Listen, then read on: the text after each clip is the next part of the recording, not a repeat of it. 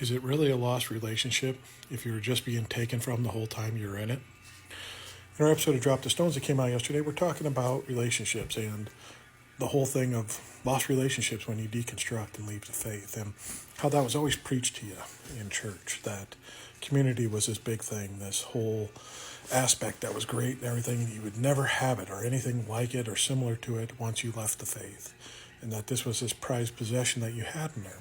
And I remember believing that wholeheartedly and worrying about that once we left the faith of, what are we going to find out here? It's just going to be a bunch of chaos and unheartfelt, untrue, and authentic relationships.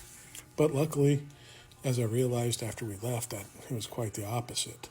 And in that, it opened my eyes to some things of the relationships that I was in before.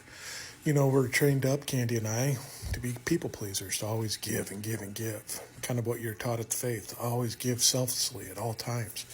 So we'd always do that. We'd sacrifice personal issues and family dynamics and anything like that to satisfy these relationships and make sure we are always there to help and give of all our time.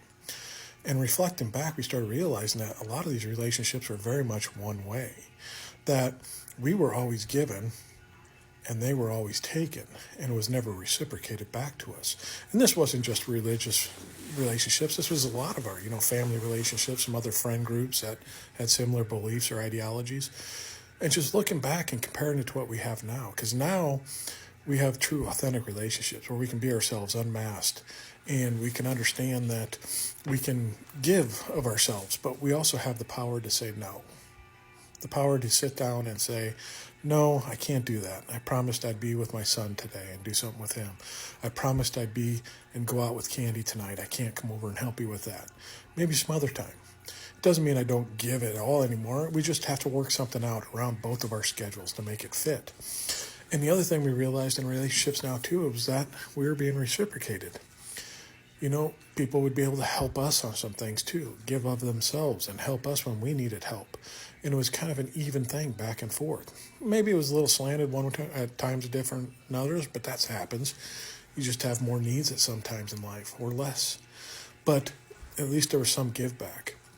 And looking back on our relationships and what we had when we were evangelical and before we knew how to say no and how to actually prioritize what we wanted in our lives and what was going to suit us best, instead of always giving of ourselves, we realized that those relationships that we had were very one-sided and were very detrimental to our own beings. It took from us. It stole our energy. It stole our time. It stole a lot of our life from us because we were always on call, always willing to give up our time, give up anything to go get them and help them out, whatever it may be needed.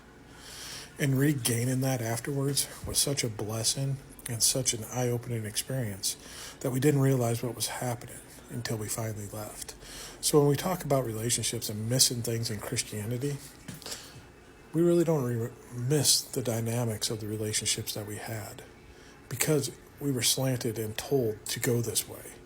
But now that we understand we have autonomy and freedom and the ability to say no, the relationships are actually pretty strong and pretty dependent and lovely.